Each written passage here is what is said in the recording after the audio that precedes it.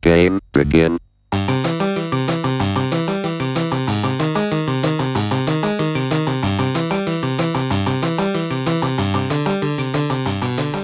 a highly experienced podcaster. Would you report that? That's funny. Yeah. Okay. That's not. That's tough. That's funny. We need the audience to know that that's funny. It's funny. It's just okay. Welcome to the Spike Calling Podcast. I'm Lei Huang. I am here with Michael J. Flores' best friend, David Tao, and David Tao's very good friend, Michael J. Flores. I like the Severance reference. It might be the other way around, but it's still appropriate. So I'm friends with you both. I'm probably just in the very good range. I don't know, man. I literally moved to be within walking distance of David's house. So I think like the gravity is pulling a particular direction. Although he does host all the secret meetups, so that's good for me. This is also I think this is a nice neighborhood, actually. There's like a nice stretch of stuff between us. I mean, the first time I came over to hang out for a meetup, which was like last year, I think like it didn't register. Like I came over once to like come to a housewarming or party you had. But yeah, just didn't register for me. But then the first time I came for like a meetup was like during the day. So like I was walking around and I saw the foliage and the brownstones, and I literally had the thought in my head, I'm like, well, I could totally live in this neighborhood, right? And then now I live adjacent to this neighborhood. I'm living in the neighborhood. You live in a very convenient neighborhood for public transportation. I do. And you're like a 5-minute walk from being in the thick of it, like urban sprawl, and a 5-minute walk from being in like chill brownstone. I mean, I'll be honest with you. I went to a bunch of Nets games last year. I live like very close. I mean, you're like a 4-minute walk from the Barclays. Yeah. Right. So if you're, let's say you're an NBA freak, I live in a good spot for if you're an NBA freak. Yeah, you picked a good spot to settle for. Yeah. You. So, and I ran a fartlek this morning. I'd never run a fartlek before. Those are fun. I have never felt better. I got out of this and I was just like, I think I'm a fartlek runner now. I think I'm going to switch to like 3 fartleks a week. I fart a lot when I run. Mike, can you explain to the audience? I feel like I do a lot of fitness podcasts, so I guess we're going down that road a little bit. So, the preamble to this is I need to get faster in like the next 2 days. I have a race coming up on the 4th, and I ran a race like 6 days ago. It was the worst race of my life. It's terrible, but Pog is running the race with me on the 4th, and like in our whatever, what do you call it, group chat? Our group chat, like one of the running gags is Pog just keeps skipping races, even though he advertised himself as he was going to run races with me this summer, right? So he skipped every race until this the 4th. So I'm like, I need to get faster because I ran a terrible race. So I've just been researching different workouts to get faster, and I researched this fartlek thing, right? So a fartlek is you run like 2 easy miles, then you like kill it for, I don't know, 20 minutes or something, like intervals, like on and off. Then you run 2 easy miles again, right? So for me, I ran about understand me 63 minutes or something today, but like I ran 2 easy miles. I was just like a breeze. I killed it. That was a breeze. And I ran 2 easy, and I got out of the shower and I was like, I have never felt this good. I don't know the last time I felt this good, and my body is not fatigued. It's weird. Anyway, I was feeling good about that. Second of all, as you said, I didn't tell you the Chicharron story. I definitely told Lanny the Chicharron story. It's part of our plan today. You are welcome to come. I don't know if you're interested. So, because I'm highly susceptible to Instagram advertising, I saw there's this barbecue in Dumbo called Bark Barbecue, and this food influencer was like, this is the best barbecue in New York, and they were showing all the stuff they got, and they had these like giant chicharrones that were like, I don't know, like the size of a T-bone steak, right? And I'm like, I'm going to get that, right? So I left work early for me, so I got there at like, I don't know, 7 or something, 6:45, and they close at 8. And I get there, and I'm like, chicharron, and they're like, we sell out of that. Well, what time do you sell out by? Like, well, 6 most days, but 4:30 today. Here's the question, David Tao. You've gone out of your way. This is going to be like an hour trip minimal, like there and back again to your house. They've sold out of the chicharron. Do you just buy some? It's probably good brisket. You don't know yet. Do you buy some good brisket, or you just leave? What do you do? I mean, I buy some good brisket. Also, there's no way a Dumbo is an hour from your house. No, all in, right? Like train, go there. I'm being pedantic here. I don't know what I'm saying. Like train, consume. come back. Oh, okay. Yeah, I see what you mean. Yeah. Okay. That was maybe really pedantic. Yeah, I'd probably just try it. I mean, you're a brisket fan. I am. And you're someone I know, you pride yourself on having good mental map of where to get like good food in the city. I do feel that way about myself. Right. So that would give you another data point, right? And you could, if you like it, great. If you don't, not go there. It was fine. I ate the brisket. It's hard to get good barbecue in New York. This is supposed to be the best barbecue according to an Instagram influencer. Yeah, but you're highly susceptible to that influence. I mean, half of our conversation was I bought this chicken by accident because of we had to bleep that. Is this? I will. Yeah. Okay. Yeah. Thanks for giving me more work. The good news is we always have fridge space in the household because we have 2 of them. So I guess we should talk about Magic. No, we should talk. I want David to introduce himself to our listeners. I think that David, you have been instrumental in sort of growing and nourishing the pre-modern community here in New York. And I just feel like nobody knows who you are. You're kind of the man behind the throne when it comes to sort of developing, you're giving us a place to test and helping us become sharp. And I feel like I don't really even know sort of your Magic background, how you got into pre-modern. So, give it to us from the beginning.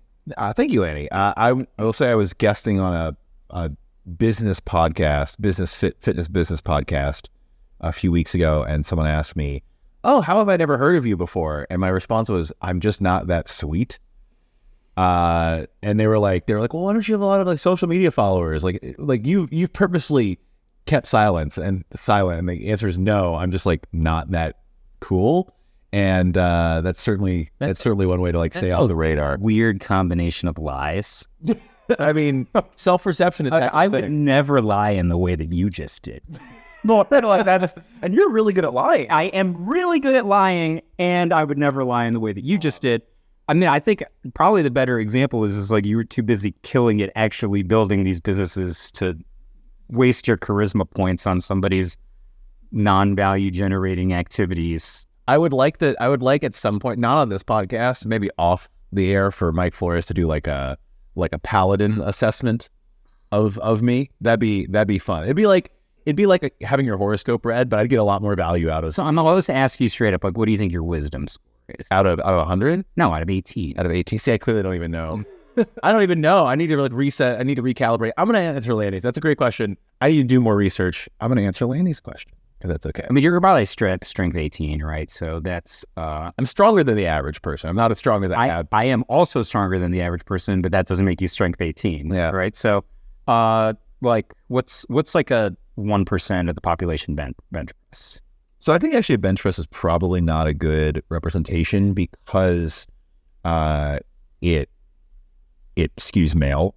Okay. I think a lower body movement or a pull-in movement, I think I'm biased, but I think a deadlift is a really good... And do you have a monster deadlift? I have yes. Okay, so you have a monster deadlift. I would guess your strength 18. I just did just triangulating whatever Lance Armstrong's blog and stuff. I put myself on strength somewhere between strength 13 and 15. And people are like, that's pretty generous. And I'm like, I don't think you have any idea how not strong the average person is, right? The average American male can't bench press their own body weight, for example, right? So if that's somewhere between 8 and 12, if you can bench press your own body weight, you're already above the 8 to 12. That makes sense, right? So I'm gonna have to get back to Lanny's question because Lanny's giving me you were listening. No, I do appreciate it. It's good context. Okay, hi, my name is David Thomas Tao. I use my middle name because there are a lot of David Taos out there, and I have trouble keeping them straight. I'm originally from Kentucky, where I was born and raised, and I started playing Magic around Mercadian Masks / Invasion very casually as a kid in Kentucky, and then got pretty deep into it. Was not a terribly good Magic player, but would go to every PTQ I could attend. My favorite format back in the day was Extended, which is relevant. I read a lot of Michael J. Flores articles. In fact, I read all of them. So were you a dojo, MagicTheGathering.com, or Star City Games Michael J. Flores reader? There were also Brain Burst, players. I started every day. My stack was my stack was started main site, then did Star City Games, then did Brain Burst, then did the dojo. my favorite was actually Brain Burst, but they just didn't produce enough content. That was the issue. You knew that site was going to exit for close to $300 million. Well, it didn't. It became something different before it evolved a little bit. And then I actually got really, so Extended was my favorite format. Never really did anything. I like played a bunch of like JS, Junior Super Series stuff. Never really had any accomplishments.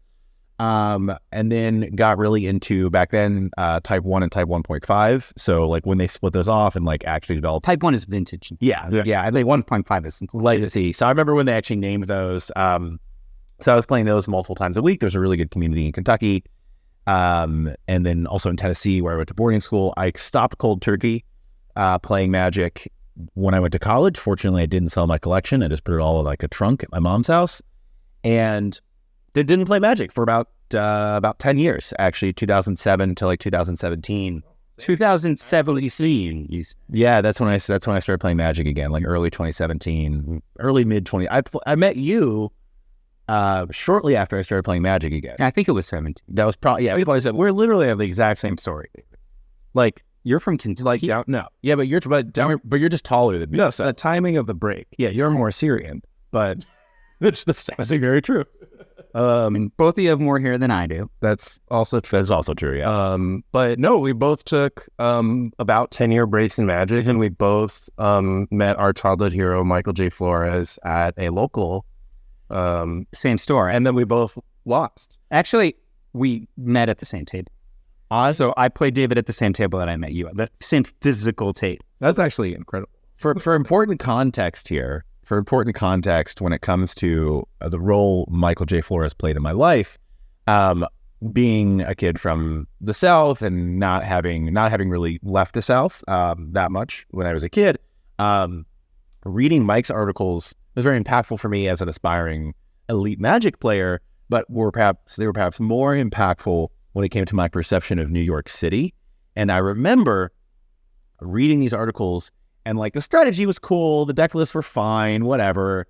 But Mike would often write about going out to dinner after playing Magic, whether it's a testing session, a pro tour, winning the New York State Championships, whatever. And it just blew my mind. Like I'd never heard of a Brazilian steakhouse. And the article you wrote about that, like visions of waiters bringing meat by on swords and cutting it off like on the table. And I can eat a lot. I've always been able to eat a lot. And that just blew my mind, like the camaraderie you had with these people. And it gave me this beautiful vision of New York and was truly impactful for me eventually moving to New York. And then when I was looking at colleges, the first time I came to New York was in 2006. I was looking at Columbia. Did not end up applying to Columbia. Just want to be clear here. Did not end up going there. But convinced my mom to let me go to neutral ground for a day. Met you, I think, very briefly. Actually talked to BDM for a little bit. Allegedly, I was nice to you, which is so hard for me to believe. That's how I remember it, but the brain is weird. I mean, like, look at how anytime I like Pog, and I'm a bully to him. You know, like it's like that's the familiarity breeds contempt. Oh no. I was so mean at the tables to anyone who any angle. I would take it. I won't play any Magic when I can't. I just went to the store. I thought he must have. I didn't even have money to like buy things. I was just trying to soak in the environment. I just want to get clear. And it's just like, Mr. Michael J. Yeah, that you got me. And so Mike basically since I started reading Mike's articles and the parts about New York City, I realized I wanted to live in New York at some point in my life. It was just like ingrained in me from that point forward. You're saying that like reading a Platformer article from like 2001 or whatever made you become a New York media magnate? Probably circa 2003 or 4, but yeah. Well, I don't know about the last part, but you weren't. It was New York media. One of the dominoes. It's certainly the butterfly. The butterfly flapped its wings, and then took like a 10-year break. Ended up moving to New York right after college. Basically like slept on a buddy's. Effectively like crashed on a buddy's couch for my first few months after college. And that's what I did. Ended up getting into the media space, and had some success in that space. Some small success. Some success. Started some companies, failed at starting some companies, and then some didn't fail, and that worked out pretty well for most of the people involved, including me.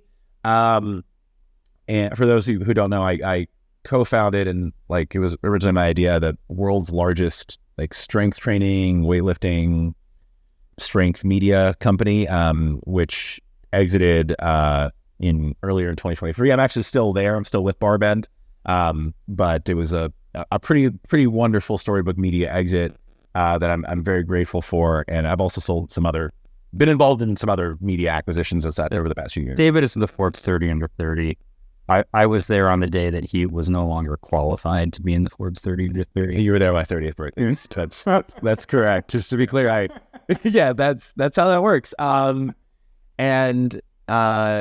yeah, I wish I had been friends with David 1 year earlier, because maybe then I could have gotten some of that Barbend exit money, but oh well. Alas. Yeah, we did raise a friends and family round, actually. That was, and they were very happy. So I'm very grateful for that.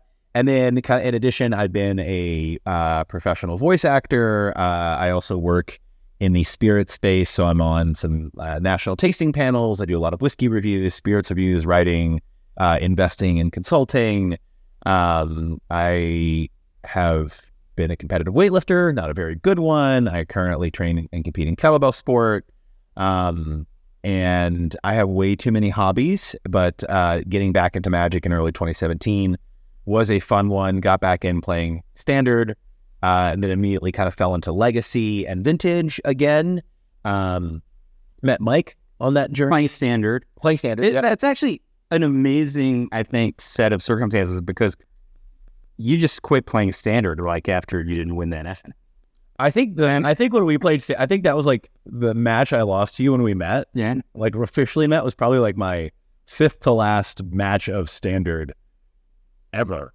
Yeah. So like, I'm glad we met, because then, I might have missed it. we would have never. You wouldn't have met until once again later. No, sir. Maybe we wouldn't have. Yeah. Right. Like it's. Yeah. So it's not like I paid, fine, now I pay attention to the Discord, right? But it's not like I was paying attention to the Discord. Well, David's not even on the Discord. How come he gets to not be on the Discord? I have to be on the stupid Discord. No, David, I mean, he pokes it. He at least checks. Yeah, I checked the Discord. He makes sure to show up to meetups if he can make it. Yeah, I checked the Discord. But my point is, we both played Standard against Michael J. Yep. We both care in tournaments that I won. Yeah, in tournaments that you won, one in FNM, the other PTQ. We both gave up on Standard quite quickly. At that Standard tournament that we played, I borrowed my entire 75 from somebody from a Facebook group that I had played a few rounds with. Anyways, and then my point is, what was the flourishing of the Tao Flores friendship? Like, was it right after this match, or was it kind of a slow burn? Because Mike and I had a slow burn. It was almost immediately. Yeah, I feel like I was very quick. As soon as I met David, the next week he gave me Barbend socks, and I was just like, I don't know, I just really like this guy, and I just wanted to be friends with him. And I was just, you wanted Barbend stocks. First of all, I didn't really know what Barbend was. Right? Socks are collector's items now. By the way, David will tell you, he's like, I don't know, for the first 2 years of our friendship, I just had the same stupid story. I was just like, I need to take off 5 pounds. Right? And he's just like, you had to take off this 5 pounds for the last 2 years. There's a 5 pounds? Right? Yeah. Yeah. And so I'm like, I just did it. I just did a Dan John 10,000 kettlebell month, and all I did was put on 20 pounds of fat. Your fart licks. Yeah. My favorite thing that's ever, just as an aside, Dan John is this fitness trainer who is really quite famous and has done a lot of really cool things. And he has this thing called the 10,000 Kettlebell Swing Challenge, which I've done 3 times. Which Mike has done 3 times. I've done 30. I've done it. I've done a version of it once. And one time Mike caught up with me. He was just texting me, or you called me in the middle of the day. He's like, "Oh, what are you up to?" And I was like, "Oh, I just finished recording a podcast with Dan John." Yeah. And you were so mad. You're like, "I hate you so much." But I would never really. No, no. You weren't actually mad. It was just one of those things where it was extremely relevant to your interest. Really cool. Dan's a great guy. But what else? So Mike, I think where Mike and I solidified our friendship was something Mike did, which was really maybe the sweetest thing anyone's ever done for me. where he kind of heard the story about, I told him the story about how I heard about like him going out with friends to a Brazilian steakhouse after a Magic tournament, and how that like was so impactful in getting me to want to live in New York. And then Mike, probably only like 2 or 3 months into our friendship, took me to that steakhouse. You brought out your childhood dream come true. And This is like Make-A-Wish Foundation for David, right? Where he is with David. I think it's like he doesn't have cancer, but if he did, he'd be like, I always wanted to go to Fogo de Chão with Michael Flores. Mike Plataforma, not Fogo de Chão. Just to clarify.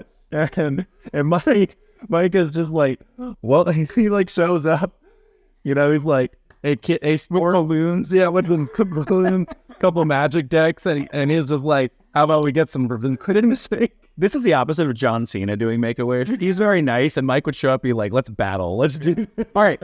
He's like, winner pick or loser pick. I'm a big fan of any Mike Flores love, as you know. However, I feel like a little uncomfortable. Like, you always talk about stuff like this. Like, you and David are just my friends. Like, it's not like, Like, this, like, the gravity of this is like, it seems like really one directional. I don't really feel anything, Like, I just want to clarify, like, I think it's very cool. For me, it's a cool story.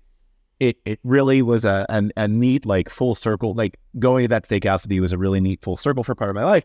But what is more impactful to me is that we are legitimately friends. There's a difference between like meeting your hero and it's so cool. Like I can't believe I met this person I've always wanted to.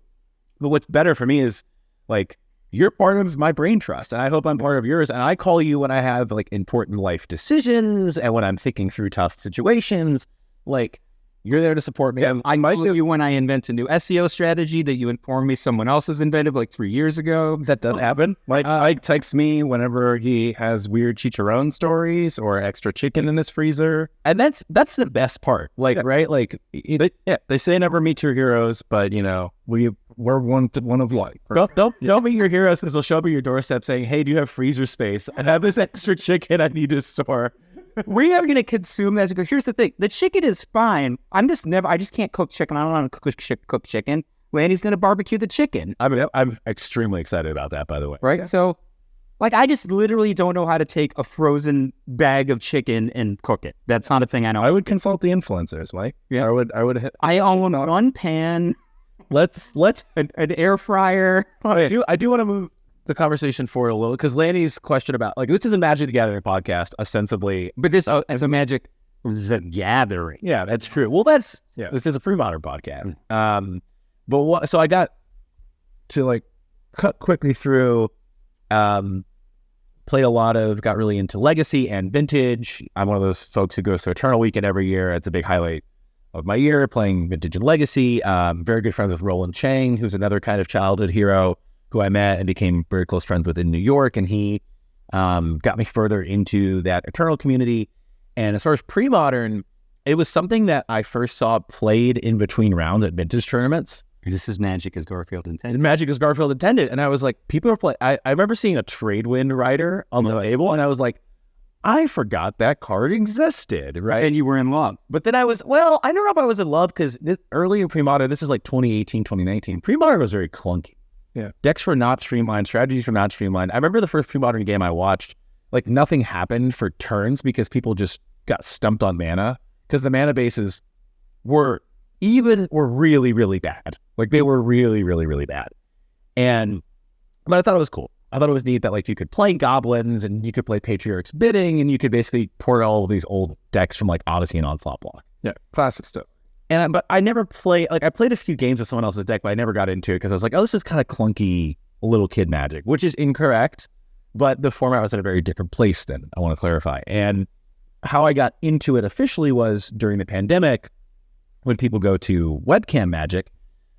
Phil Wynn, who's a very good friend, and I think really the bedrock of the Premodern community in New York, and maybe in a broader sense. I think I just can't talk up Phil enough for what he's done and how good of a person he is. I would also agree with you, and I got yelled at for calling Phil the godfather of Premodern.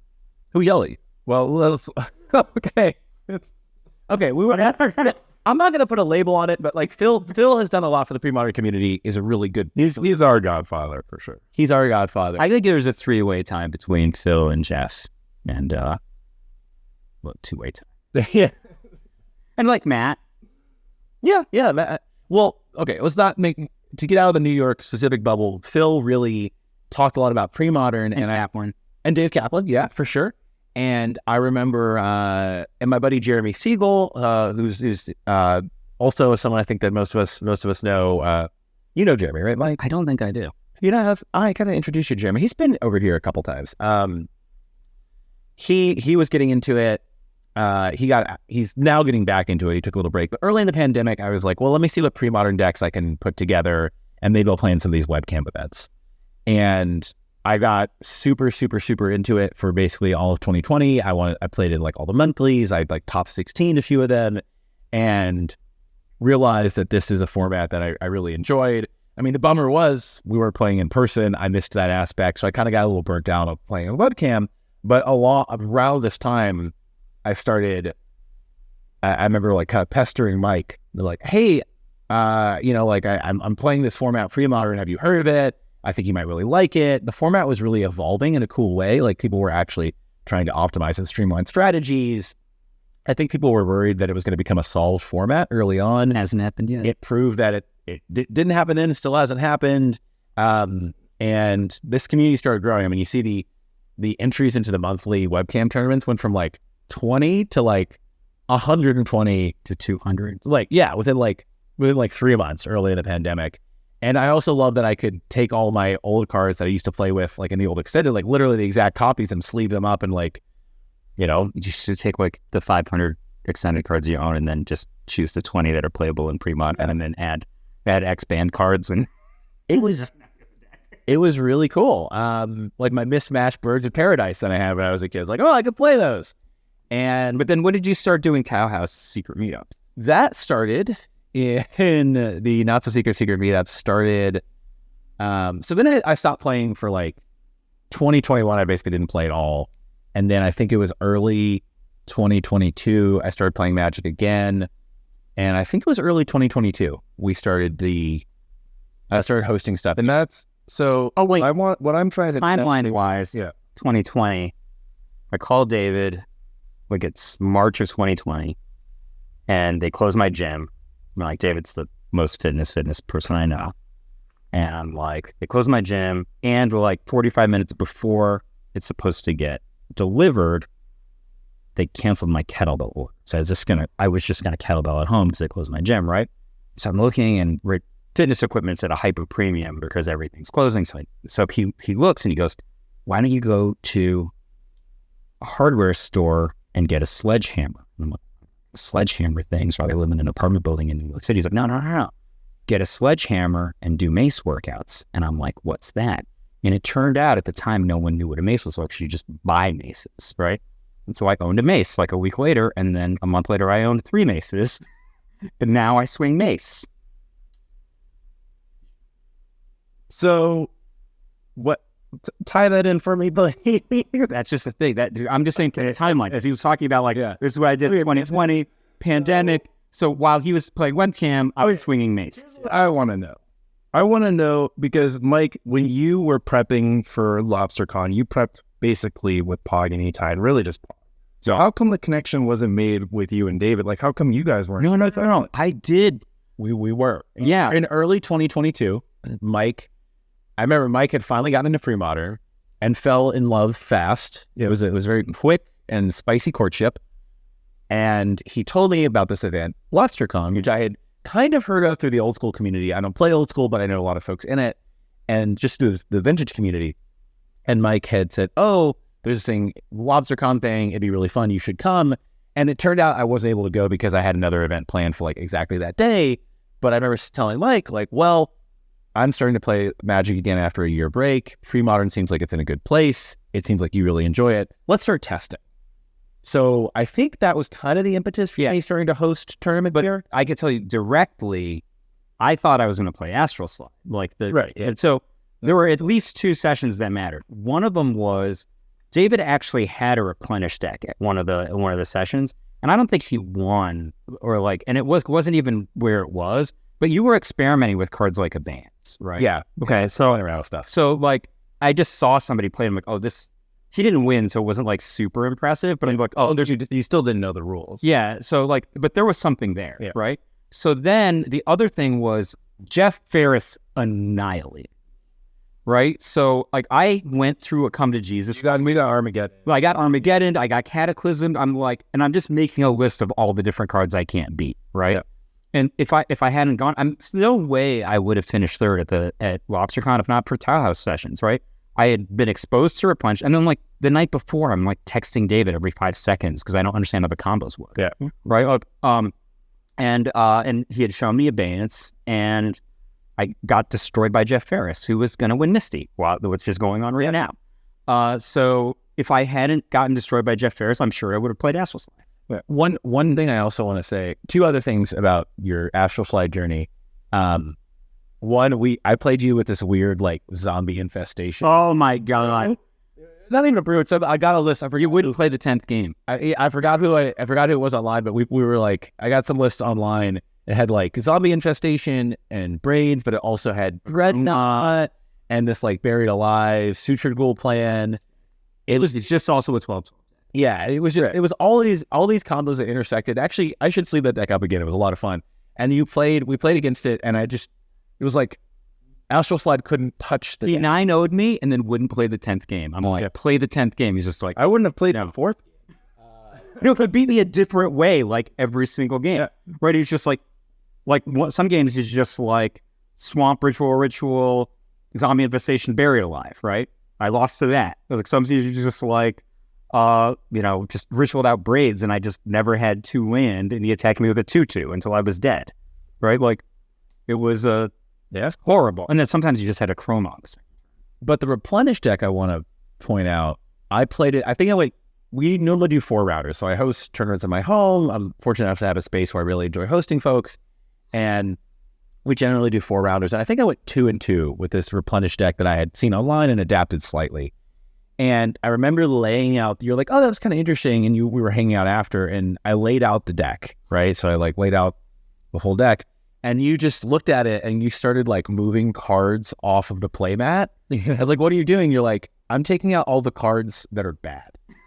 Because that was a version that ran like Pandemonium Sapling. Yeah. And it ran like 3 of each, so you could replenish and just instant kill. But you were like, No, you already win. you're like, you don't need, why would you need those? And you just started like moving cards away, and suddenly the deck went from like what I thought was a really tight 60 to where I was like, I don't know what to cut, to like 38 core cards. And you're like, we could just go 4-0s for all the really good stuff and then like add some more redundancy.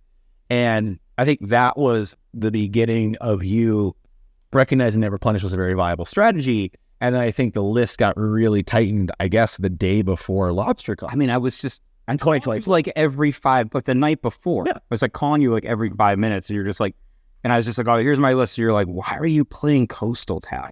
Right? And I'm like, because it makes mana. And you're like, just put in City of Traders. Like, I didn't have City of Traders in my deck. That's actually That's great. He got there before I sleeved up that lobster. yeah. No, I think this whole out. It's great. And then a deck rolls, and it's continued to build off that, and now it's like an awesome deck now. Well, you also added like the Thawing Glaciers tech, which was really impactful. Mana short. Did you run Counterspell on the board? I did. Yeah, Counterspell.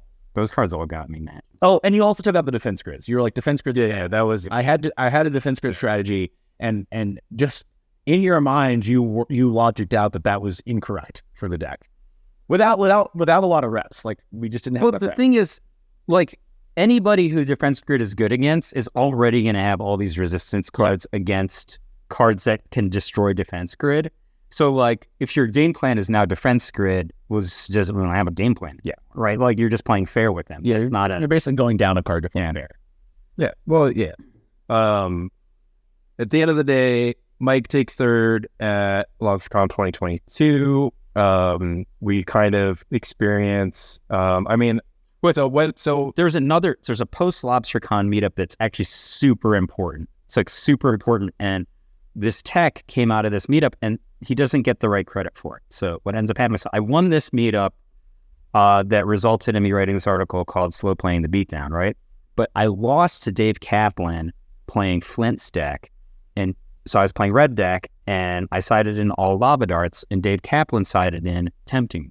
Yeah, in his anger, he was playing Flint Spike with the Angry Hermit deck, yeah. So I transposed that onto whatever decks could tap for green, right?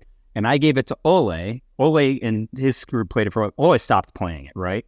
But that's actually where all the tempting words in L's comes from. It comes from Dave Kaplan at Tao House playing Tempting Worm in Angry. Yeah, right. And that's what I'm saying about this this place we're recording at Tao House right now. This is where the magic happens. This is. I will say I don't like. I was talking to Tom Metelsky before Lobstercon, and he was like, "Oh, tell me something about yourself. I don't know you that well." And I was like, "Yeah, I don't think I'm that good at Magic." And I think part of that, first off, I don't think I'm that good at Magic, but I want to clarify that the vast majority of paper Magic that I play is the meetups that I host. And going 2-2 at one of these meetups feels as good as going 4-0 like anywhere else. I mean, literally, Fran was just like, when we had the Tao House meetup last week, he said, this is just the Premodern World Championships. If you looked at the lineup. Yeah, there are more, right? Like you might sit across from someone who's, a back-to-back Eternal Magic Gathering World Champion, round 1, right? Like, and I did lose to that point. And then you play Michael J. Flores round 2, like, yeah. And then you play landing in the O2 bracket. I'm kidding. I just joking. Oh, I mean, like that night there was multiple Lobstercon main event top 4 players. Yeah, no, it was the whole thing. It was our car. We drove back, and the car is me, Mike, David, and Itai. Or sorry, David wasn't in the car, but he was adjacent to the car. He was in the house, and But I mean, we're all playing with each other, and we're all trying to make each other better.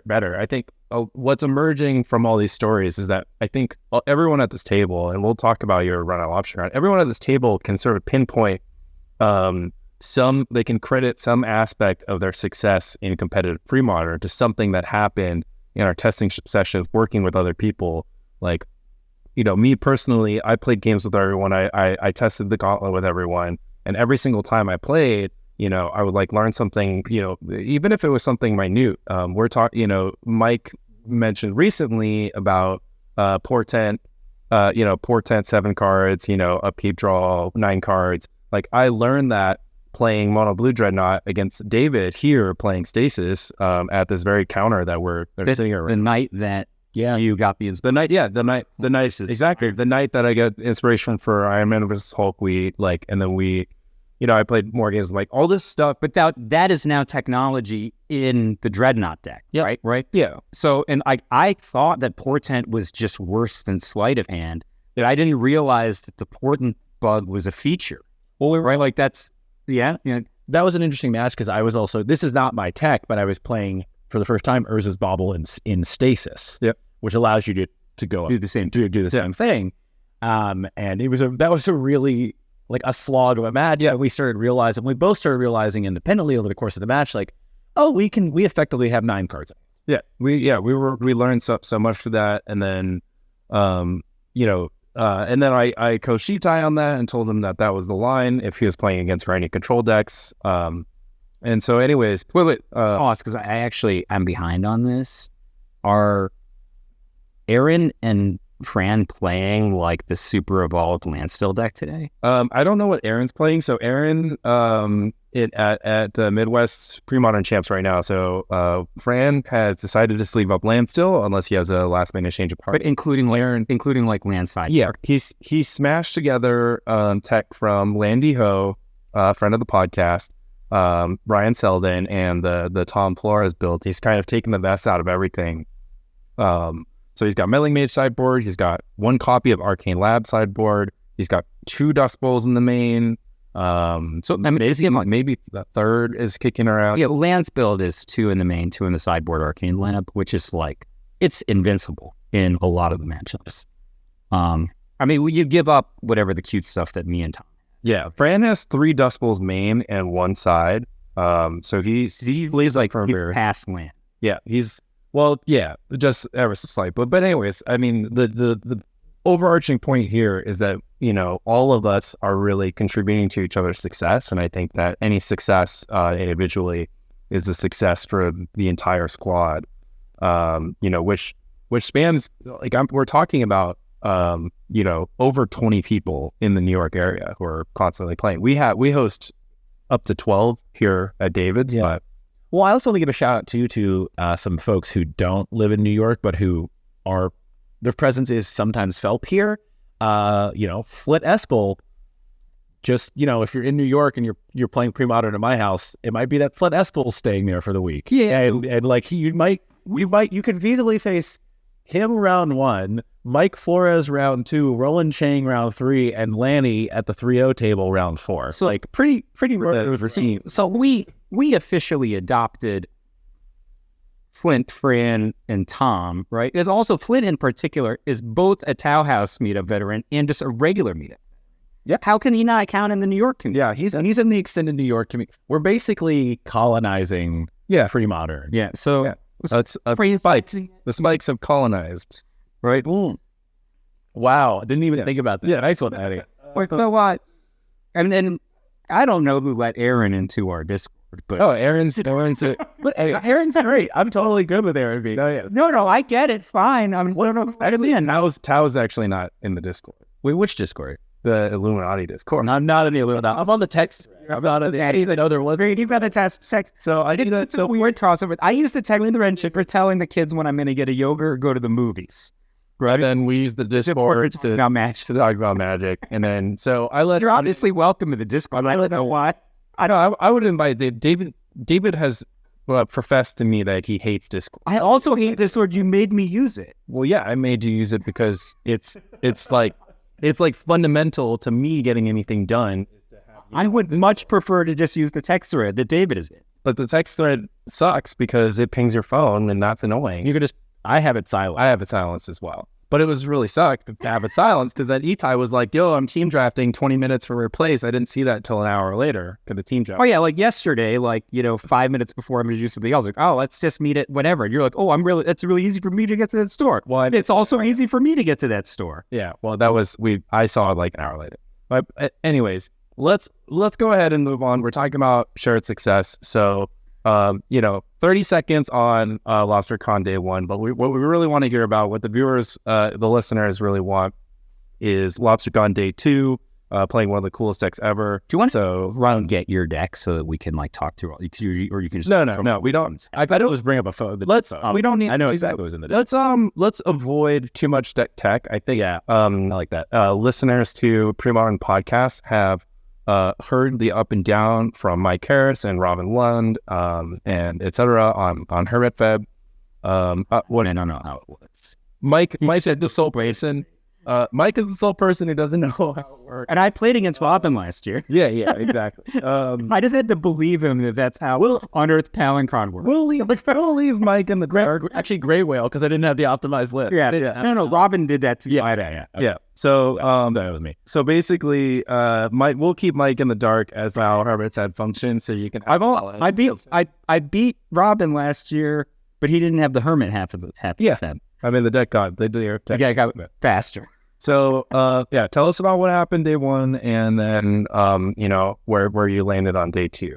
So day 1, at Lanny's suggestion, I didn't know what to play. I was a hot mess and hadn't played a lot of Magic in the month leading up.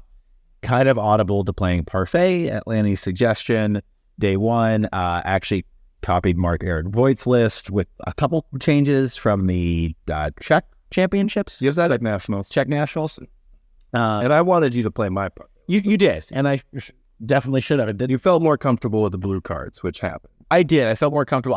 I felt more comfortable with Gush. Yeah, basically Gush and Counterspell, and ended up going a gentleman's 5-1-2 with 2 unintentional draws. Day 1, my first 2 matches. Either one of those. My first 2 matches were unintentional draws. No, I actually want to raise something. David corrected a wrong standings in round 7. So in round 7, you were actually in contention, but you went to the organizers and told them that they had credited you with a win when you should have had a loss or a draw, right? That's correct. It took a while because I saw you. I wasn't even looking at standings because I was like, oh, I'm X1 and 2. And I'm like, oh my God, David's alive, right? And I was looking over your shoulder, you said that, and I was like, no, I'm dead. Huh? I was like, that can't be right. I don't think. And I did the points math in my head. I was like, this is I remember asking you, I was like, wait, how many points is a draw? Okay. I was like, a draw's not 2 points, right? No? Okay. So I'd like Would to have been think right. that I would have been as honest as you in that situation, but probably that wouldn't. For the benefit of your reputation, let's go ahead and say that you would. I didn't remember you saying, oh, David Tao. I heard like, oh, David Tao's alive. I was so excited. I'm like, oh my gosh, this is great. Lots of win-ins for the squad going into round 8. But I was not one of them, just to be clear. I was not. Yeah, so David corrected his stupid standing, Which just reinforces, which is the right thing. one, it reinforces David's plot armor. It's important to note that, to me, David's plot armor through the weekend was just that the nice guys can finish first, and I think Dave is really the nicest guy that to come a win, which we'll get to. I really appreciate that. I think Brian, who won day one, seems like a really nice guy. Just to be clarify, I don't know him that well. It's nice guys all around, which is just, it's important. I think it's important to point out that the people who are winning pre-modern tournaments are also like the people you want to win. The plot armor thing is real. Like, I swear to God, more in this format than any other. Yeah. I think. I think it's just justice that Flint Salter is winning. yeah, it's about right. So that was day one, and I actually had a good time. I mean, here's the thing: I had no reps with that parfait deck before. I had 2 games against Goblin. The night before with Pog, with that, and I was like, oh, this parfait deck, Pog, the trainer of champions. the trainer of champions. I was like, okay, this deck's okay. It seems a little slow. I'll have to play fast. Yep. And then started off 0-2, and then scratch back to 5-1. I think I finished at like 24 in the range. I was one spot behind Jeff Ferris. Yeah. I think he finished 22nd or 23rd. Whatever that was, I was one. I don't know. Jeff Ferris destroys Misty for New York. We're open. Yeah, he's he's playing Armageddon against blue deck, so let's just hope that Armageddon's blue deck. So I actually just want to pause. We had a See Your Bifrost meetup last week for no other purpose than to train. That's interesting. Yeah. I don't remember the last time that somebody came into like an event testing session before the event, just like had decided he was going to play a particular deck. And I'm like, there are other decks. I'm playing this, but then we actually just made so many valuable substantive changes to the deck. Yeah. Right. Like, and he just walked away with like, now we have all these like matchup advantage things. Yeah, we did the thing. So I hope he blows up Dreadnoughts. I hope he blows up lands, blows up land taxes. It's weird because like he was saying that Elves is like a really tough matchup, but when we played the $1,000 tournament at Bearded Dragon, Jeff was my only loss in the whole day. Yeah, I mean, it's still mad. Like we played it that during the testing session, and Elves was pretty advantaged. Like my actual physical Elves deck, right? Yeah, he beat that physical Elves deck in $1,000.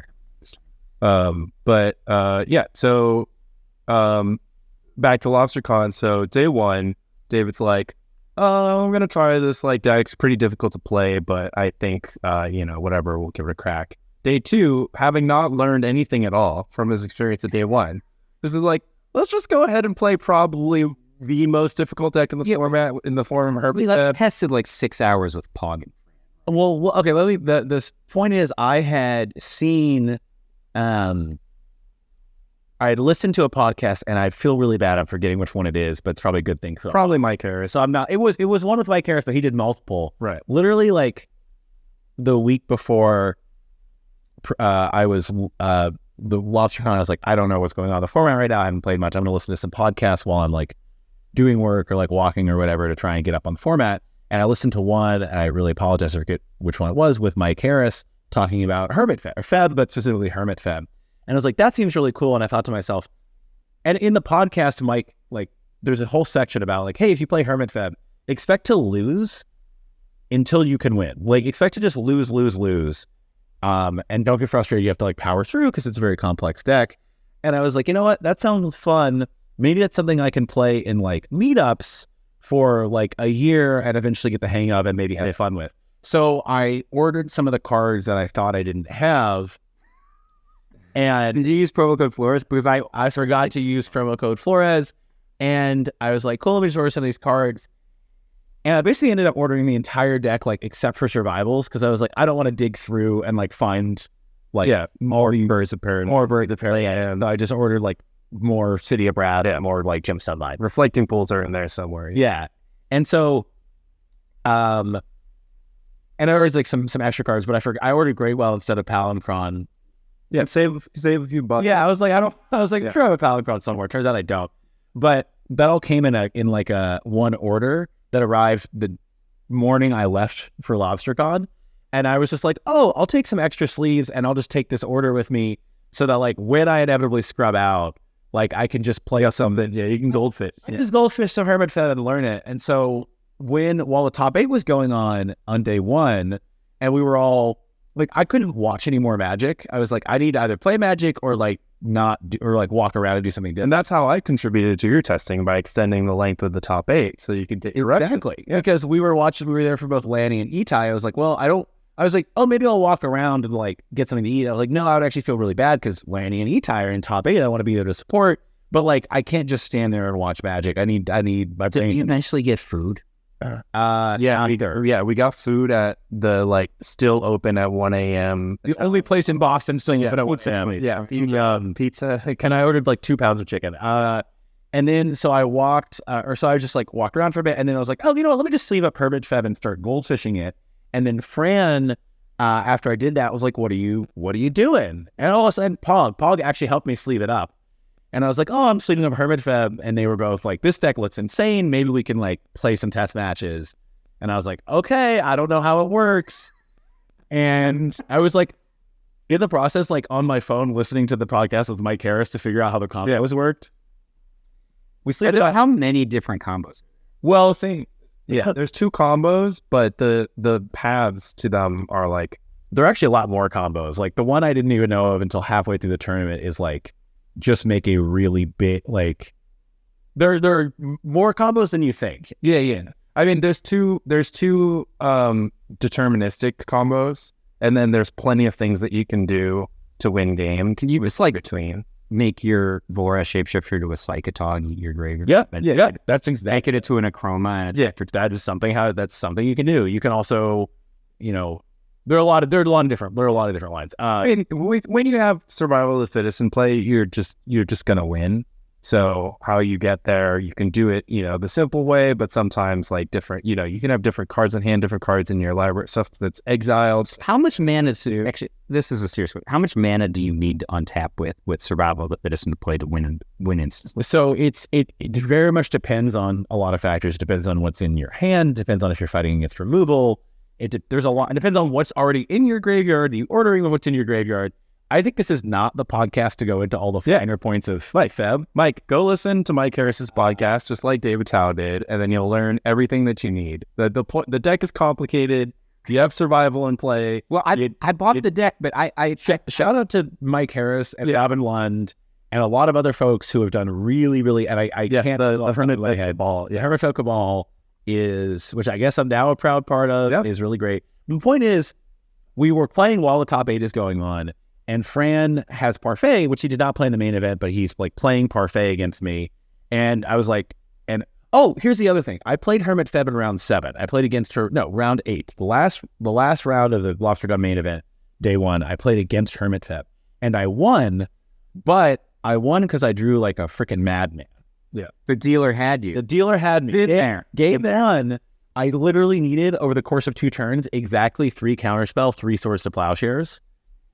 And still barely won. And then game 2, he just drew really poorly. I think got mulliganed to like 4 and got mana screwed, whatever. Yeah. But I was like, and at one point in that match, I had to literally, my only specific out was I had to top deck Shard Phoenix off the top, which I could then cast off of a Mox Diamond to clear the board. Like all this weird, I shouldn't have won that round, but I did. And I was like, I should sleeve up and try this deck. So anyway, play Fran, the Parfait matchup, and just like can't lose. I don't even know how the deck works, and like I'm just happening into wins. Yeah. I was like, that's interesting. And then I played against Pog a little later that night when we got back to the house, and was like, I think he was on like Landstill or something, and we split some games. But I'm like, oh, this is kind of interesting. Like the deck has some pop to it. Maybe I'll play it for fun tomorrow. This is like not a meme deck. This is like a deck that very well could be tier 1. Fran said he thought it was the best combo deck. Yeah, I mean, unless you count 12-12. I tend to count 12, and then I think that I tend to agree that it's best combo deck because it's so resilient. It's shockingly resilient. Yeah. And spoiler alert, I ended up playing an outdated list. There's a lot of new tech that didn't need it. That you want to draw this Saturday that I just didn't have. I'd never met Mike Harris or Robin Lund in person. Like, I played Mike Harris. Yeah, you guys were in the same room. Yeah, I just did. I never met him. I never really talked to him. Real super nice guy. And so I sleeved it. I'm like, I'm just gonna roll with this date, and we're just gonna have fun. And I don't care how I do. I'm gonna be with friends, and like the day 2 event's just gonna be for funsies. Did you lose a match? I did not lose a match. How many games did you lose? I think I lost 3 games. I think I lost 4 games. One of them was because I fizzled. I lost at least 1 game because I just fizzled partway through a combo. You can't fizzle the combo, so you just screwed up. I just fucked it up. Yeah. Okay. But ultimately, yeah, I ended up, which is kind of funny, I ended up going 13-1 and 2 over the course of Lobstercon. Yeah. Which was kind of fun. Or no, put all your 14-1. Yeah, you put all your luck into day 2. But played Mike Flores. Yeah, basically ran really hot with Feb. Not going to pretend luck wasn't involved. Drew really well, as Mike would say, the dealer had me. How much? That's like ladder. So you played against me round 1. I was playing Lanny Rock. Love that matchup. Great matchup for Feb. Absolutely manhandled me, right? Like I felt like I could do nothing, right? Destroyed me. And then so I went out. We get to the finals, and like, it's not lucky. You crushed me in the first round. And we got to the finals, and you just crushed me in the finals. And you beat me like 4 different ways in the 4 games that you won. The thing I love about her, and I've actually I haven't played a single game with Classic Feb. I just want to clarify. Yeah. But even Classic Feb has multiple ways to win. And I really like decks. We were talking about that Braid Zombie Infestation deck earlier. I really love I tend to gravitate toward pre-modern decks that have multiple paths to victory, because I really like trying to get an opponent to spend resources, walking off The wrong direction. the wrong direction. I think I really enjoy mind games. I really enjoy like light bluffs. Yeah. So pause. Pivotal game 3 in the finals. I'm casting a Cold Cabal Therapy. There is an Unearth in David's graveyard. And I'm just... I go down Earth in response. No, there's an Unearth in your graveyard. There's like a face up. And then you're like hold, and you're like cycle Unearth. So now there's 2 Unearths in David's graveyard, and I'm thinking, I don't even know what the 4 ofs in this deck are, right? So I think I named Volrash Shapeshifter because at least they knew there were multiple in your deck, right?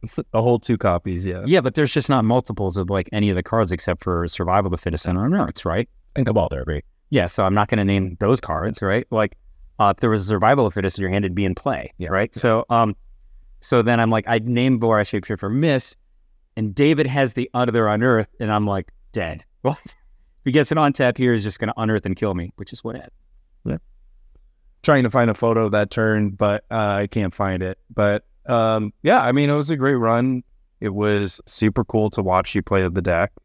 I'm like realizing now that, the story is, we went through the story, but I guess one of the things that was interesting about it was like, this is like the first Magic tournament that you like won. Yeah, I think this is the first Magic tournament I've ever, like, actual tournament with like elimination rounds. I think I've ever. Yeah, like it was first winning with S&M. Yeah, but somebody got somebody got your way that night. Like Swiss only. Yeah, I do. But you haven't won this is your first top cut Magic tournament that you've won. Yes. Yeah. In my life. Yes. Yeah. And you did it defeating childhood hero Michael J. Flores twice.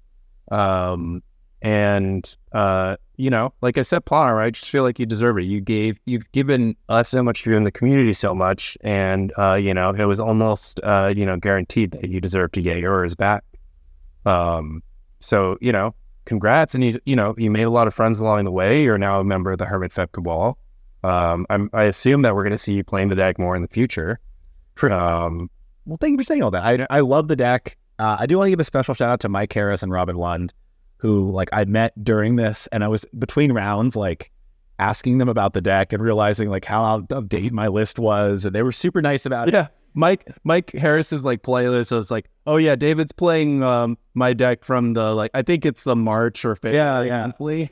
Mike Harris only play one deck. He doesn't ever switch. No, he played Dreadnought. Yeah, so he played Marble the Dreadnought at Bearded Dragon when we had 9 players and he won. You weren't there because you had family. This was the weekend after Thanksgiving. And Mike Harris technically top 8'd day 2 with Dreadnought at Lobstercon Before he had to run. but he had to go leave because of family things, so he didn't get to play the top 8, but he technically finished. Oh, so top 8. is that because that's why Fran got his spot?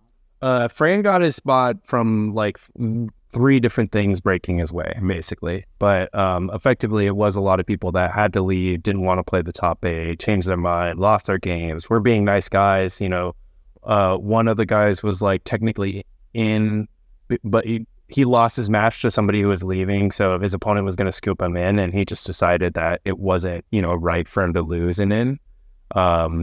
But other people were happy to do that. But at the end of the day, David drew into the top 8, and the chief stands alone. And David was standing alone on the top of a pile of opponents. Dead elephants, dead beasts. Dead elephants, beasts, elves, squirrel. I guess he didn't face Spencer in day 2. No, we drew. So I actually finished. My overall record was 13-1-3 on the weekend.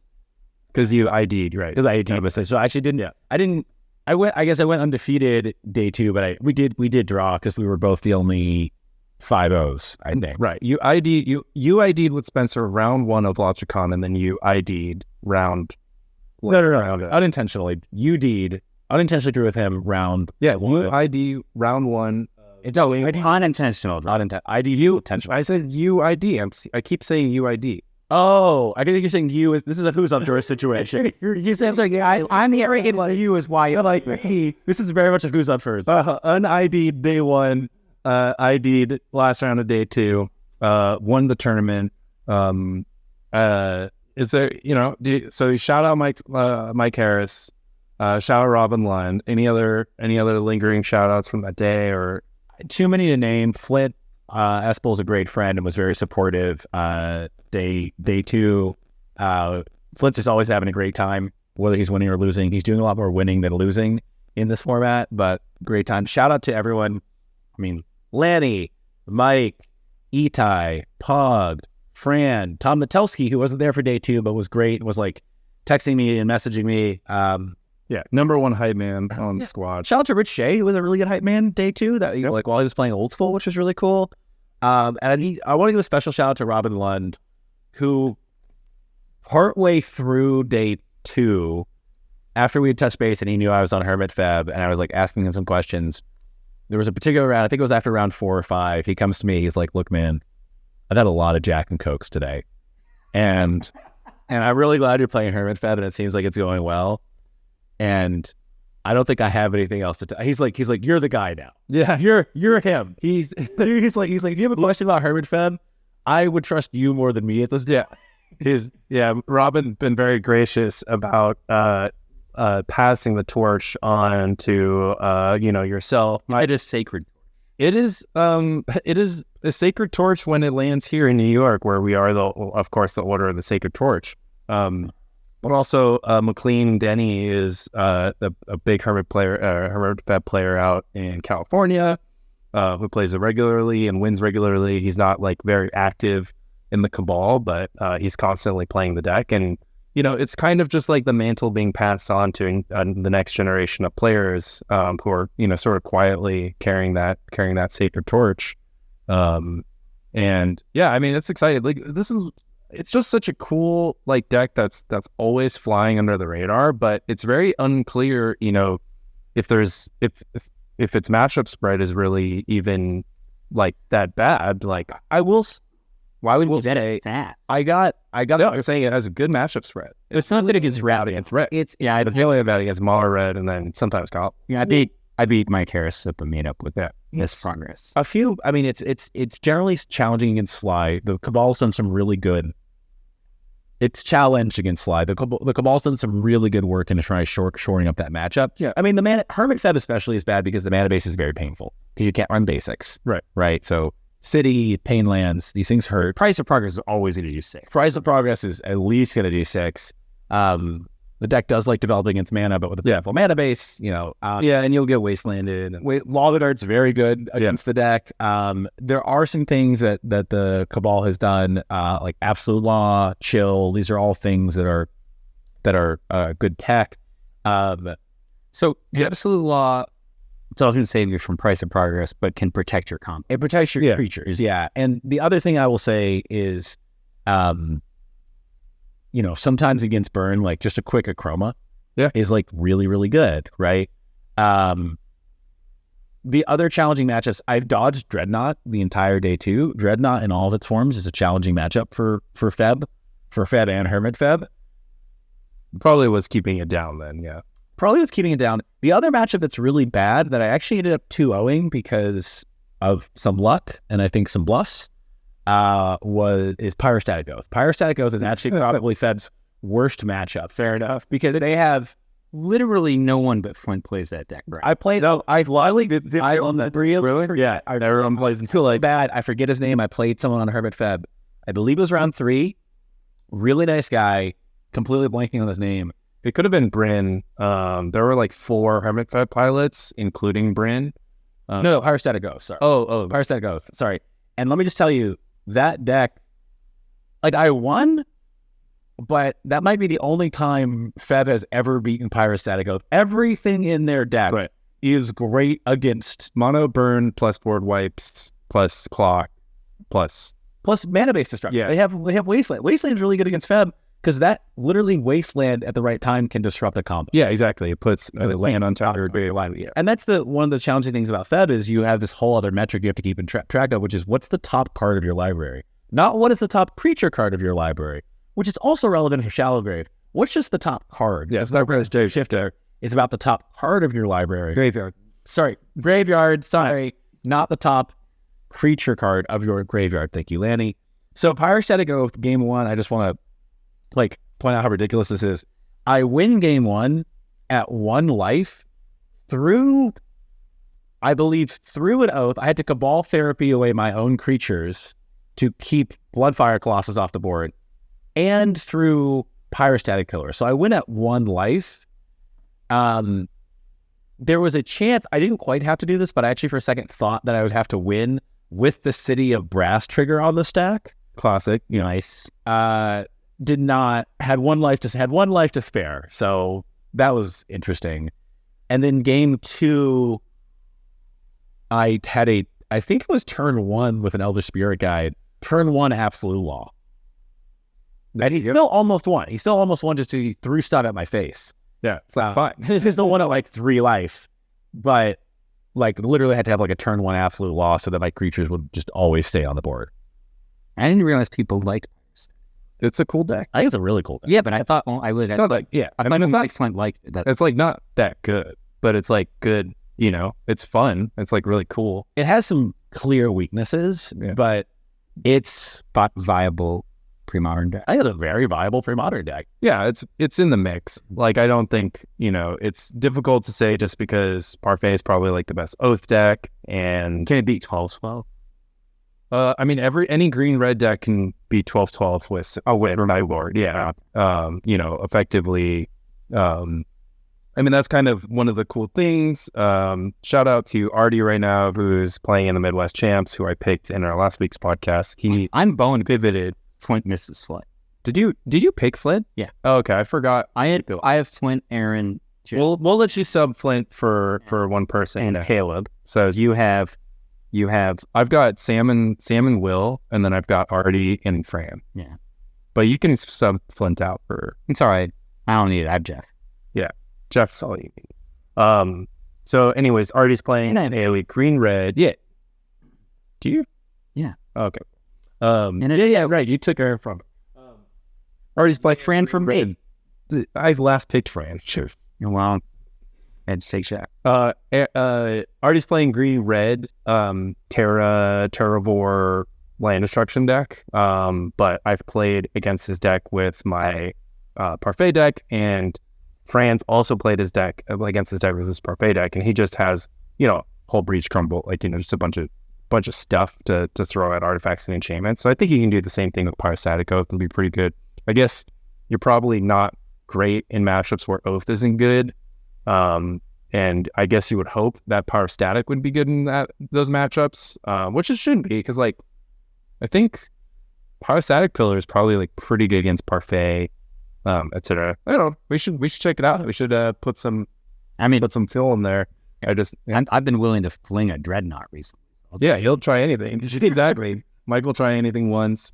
I'm in a renaissance of creativity myself, so it wouldn't be bad. Deck that David was talking about is actually the deck the braids. It's lost. I wanted to play it as one of my PSS decks last year, but Flint convinced me to play his Hermit Feb deck instead.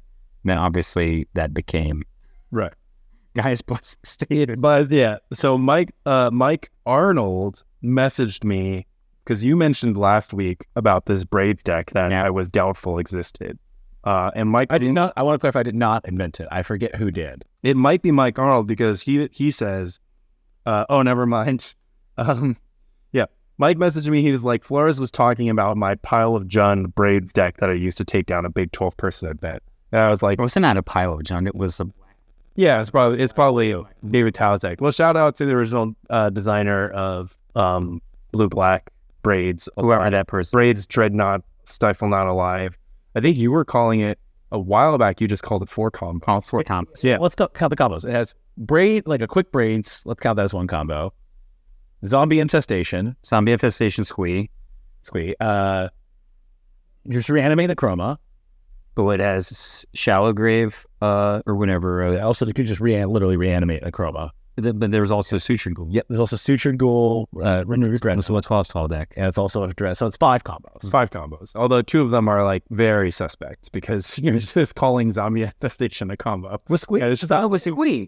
It's not more of a synergy. It's like that's like a land tax scroll rack as a combo. It's like, well, yeah, but it, doesn't. I don't even remember why Flint thought that this deck wasn't better than his deck, because I was just like, it's blue. I like it better than because the Hermit side of Flint's deck is so vulnerable, right? So I'm like, I feel like Zombie Infestation is way more robust than Hermit. Yeah, but it doesn't end the game. The best play. It feels like it ends the game when you're on Astral Slide. Yeah. I think you had like Zombie Infestation braids in multiple games, or you just like make a 2/2 every turn. I'm just destroyed. We did play a couple matches with Blue Green Madness versus the braids Zombie Infestation deck.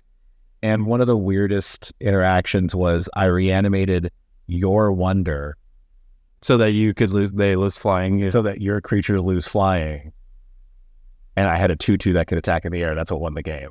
I also remember we played exactly one game with Landstill, and I had like an old version of Landstill, and I drew the one disenchant, and you were like all in on Zombie Infestation, and I disenchanted it, and you're like, this matchup is not winnable. I think the matchup probably is actually more winnable, but like that's the thing about the deck. It's just all dependent on your opening hand. You're like, do I have one combo or do I have 2 combos that synergize with each other? Yeah.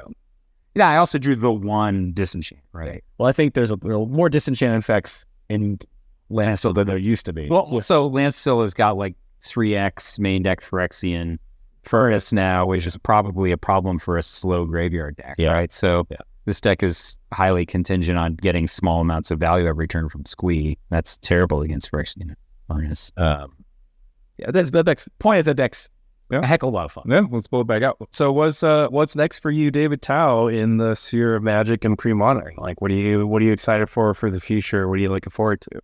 I am looking forward to playing a lot more paper, especially paper pre-modern this year. I kind of getting my gauntlet of decks sleeved up to where I can just always kind of have them, and it's nice. It's nice to just have that. Having a gauntlet is nice, and Lobstercon really re-energized me. The best week. It was so much fun. I've had some very good. It's right up there with Eternal Weekend. I have a great time at Eternal Weekend, right? I always do. You're saying it's a for Mike, it's the best weekend. It's a very good weekend. Yeah, it's my very good weekend. It's not like Lobstercon. It really re-energized me. It showed me that the pre-modern community is up there with the best communities in Magic, perhaps the best community in Magic. Yeah.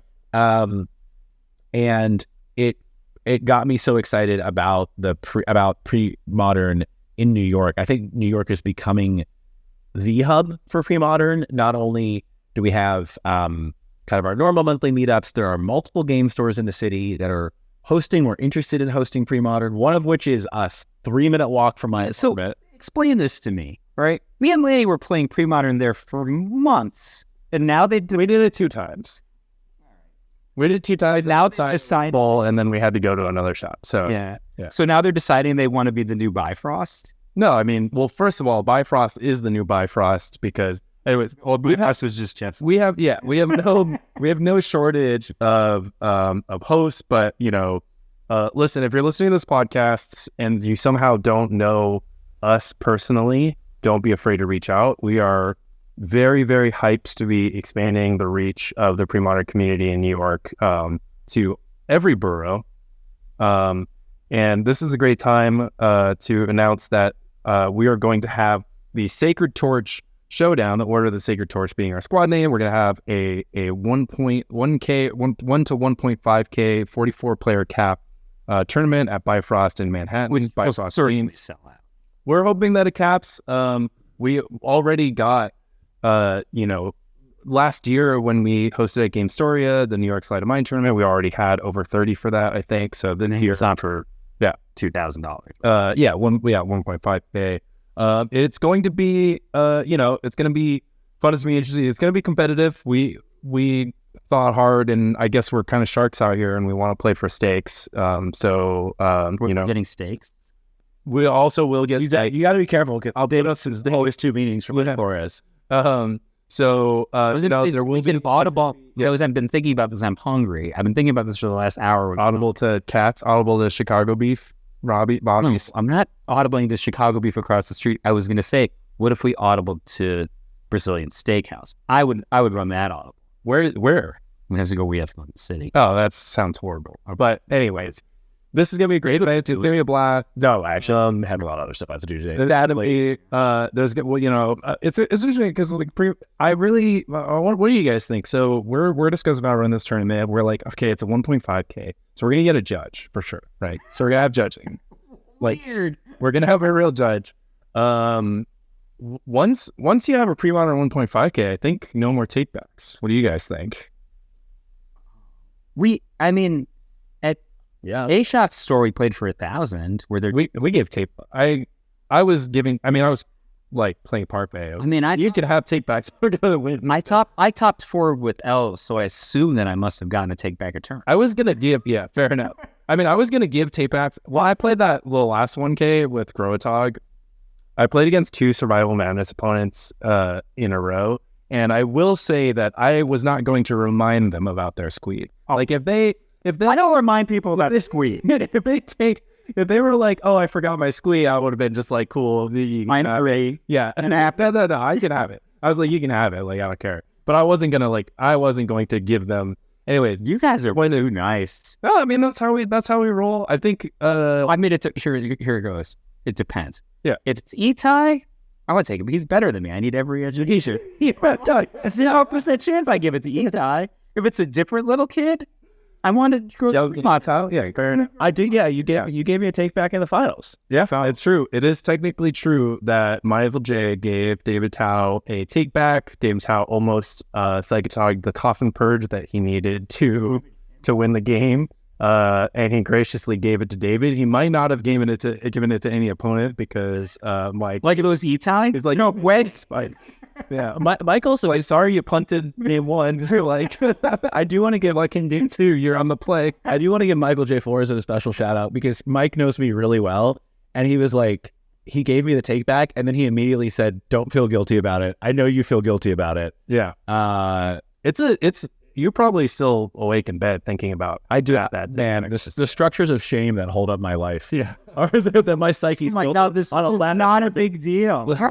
my psyche is built on a lattice where you're. Oh yeah. Anyways, my plan is we'll have the 1.5K. We'll have a judge, and I think when you sit down across your opponent, you should just like openly communicate. It's just like, hey, like we're playing tight. We're playing for money here. It's like I'm gonna ask that you play tight. I hope that you hold me to the same standard and we all play tight because, hopefully nobody Now, personally, people are tournament players. They're going to play professionally for the next hour. Yeah, I mean, that's what I hope. It will be a different vibe. Our meetups, we're drinking, we're laughing, we're giving each other take backs. Mike is taking the King of the Hill standings very seriously, but the rest of us aren't. But this one will be to the mark. Lenient for the people who don't win more than half of the league ups. We don't take the standings seriously. Look, I agree. You must not take it very seriously. Each side of the current King of the Hill. It is unclear if how house meetups qualify for King of the Hill crown wearers. So Phil thinks that the standing King of the Hill is actually Osvaldo. Yeah. Okay, that's fair. So I had two important things to talk about around the Order of the Sacred Torch. One, I'm gonna put Showdown. I'm gonna put David on the spot. I think there should be a Secret House meetup that week so that we can indoctrinate Aaron into. I'm totally good with it. Aaron won't be present because he's coming to the Secret Torch. No, he's going to Euros. He's going to Euros instead because that's also in September. So September is going to be packed month, but September 16th is Sacred Torch, and then Aaron was like, I can't quite. He was going to come. He was down. I mean, part of our thought with making it a 1.5K with prizing is hopefully to give a little bit more incentive to out-of-towners. They'll hopefully get a little their plane ticket back, if they win. So that's actually relevant to know. I assumed Aaron Dix was going to crash at my place, which means that someone else from out of town can Aaron my place. I'm sure Aaron's going to listen to this podcast. So I didn't even talk with Aaron about this, but I assume if someone from the pre-modern community is coming to New York and I know them that they're just going to stay here. I'm just saying, right? Like we need to just get all of them so that our quote unquote geographical area continues its ring. Well, Aaron's in the pre-modern Illuminati. Yeah, I know, but Flint. That's like a friends and family. Like I need to invite Flint as well, but this. but let's see who crashes. Flint is both a Tao house and regular. He's done it all. The Discord are the only thing that he's not. But so really looking forward to that. I think it'll be interesting and fun.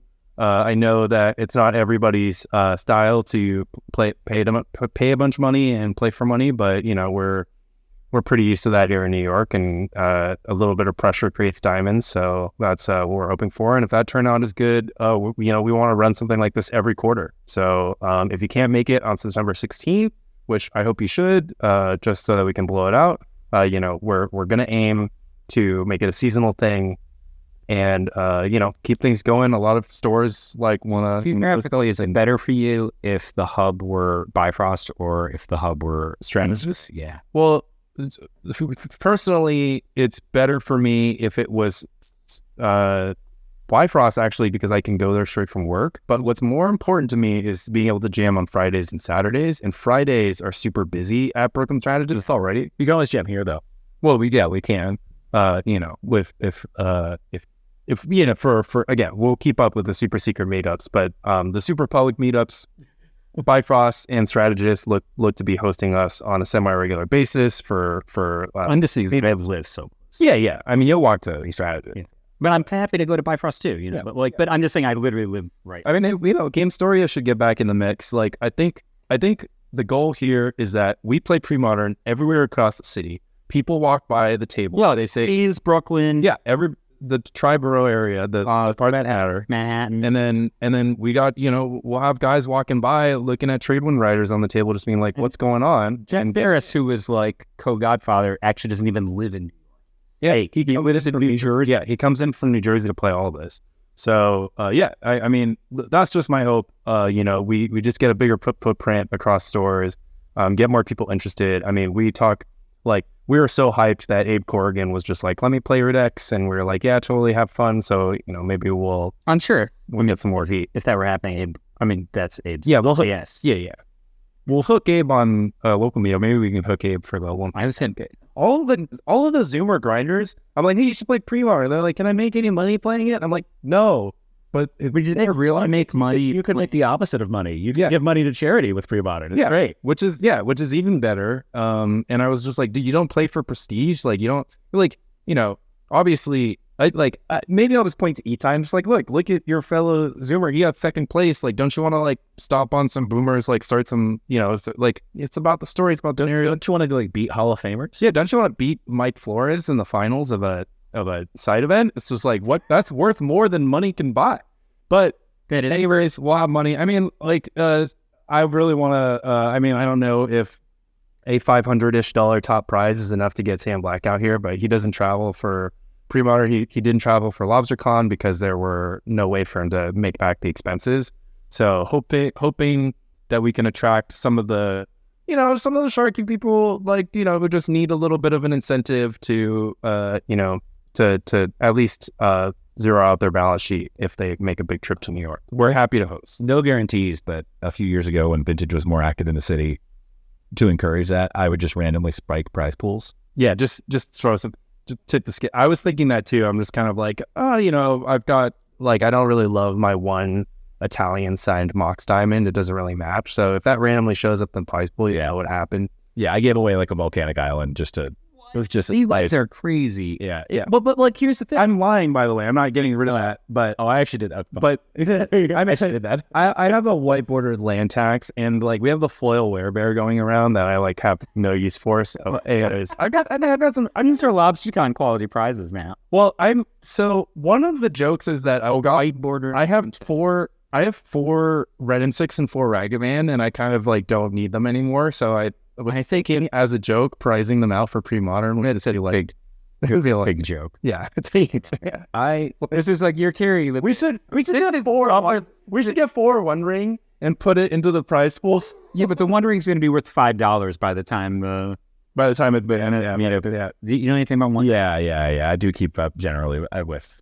Yeah, but like I was talking about this with other people, and they're just like, I kind of want to play in modern events. I'm just like, but everybody's calculus right now is, do I spend like $300-400 on One Rings that are going to be worth $5? Like, we all know they're going to be worth $5 in 2 months. Yeah, I mean, like I think so too. I mean, you can get them in the bundles for free, and there's like all this stuff. But yeah, I mean, it's definitely an early candidate for bands. I mean, as we know, Modern just blows, even with or without the One Ring.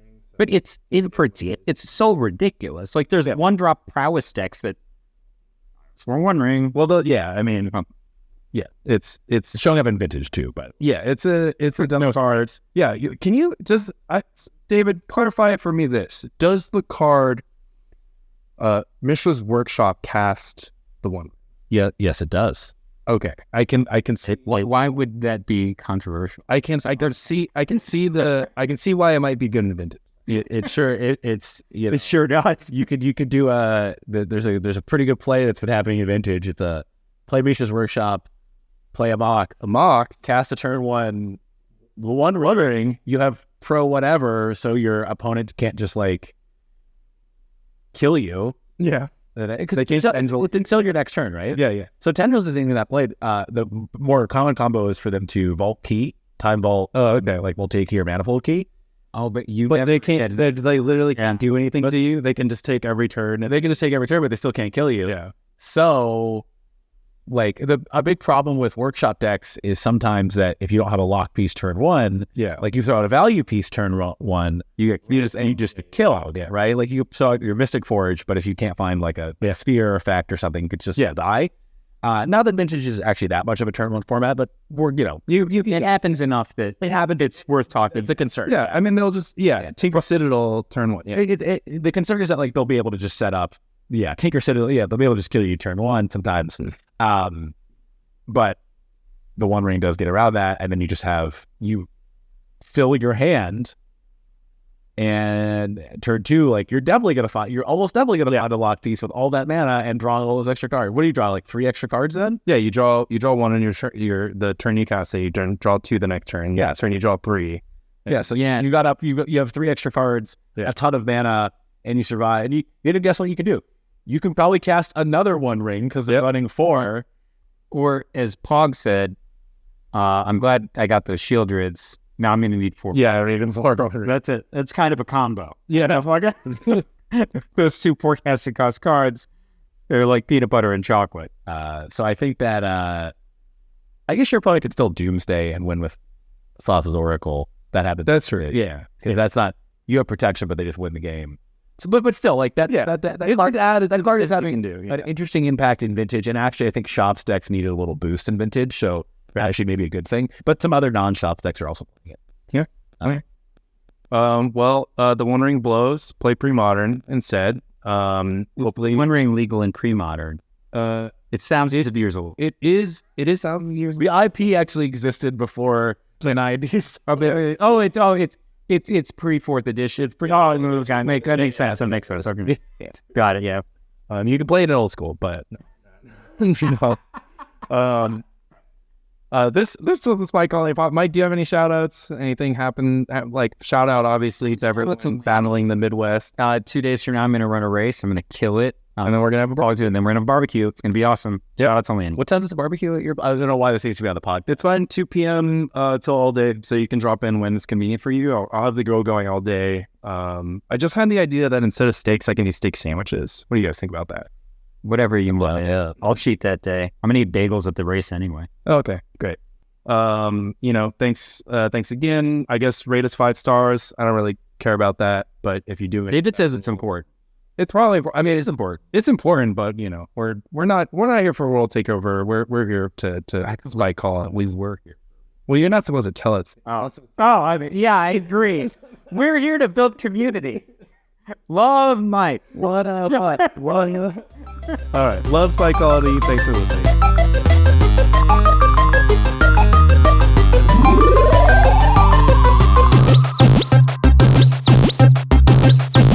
Game over.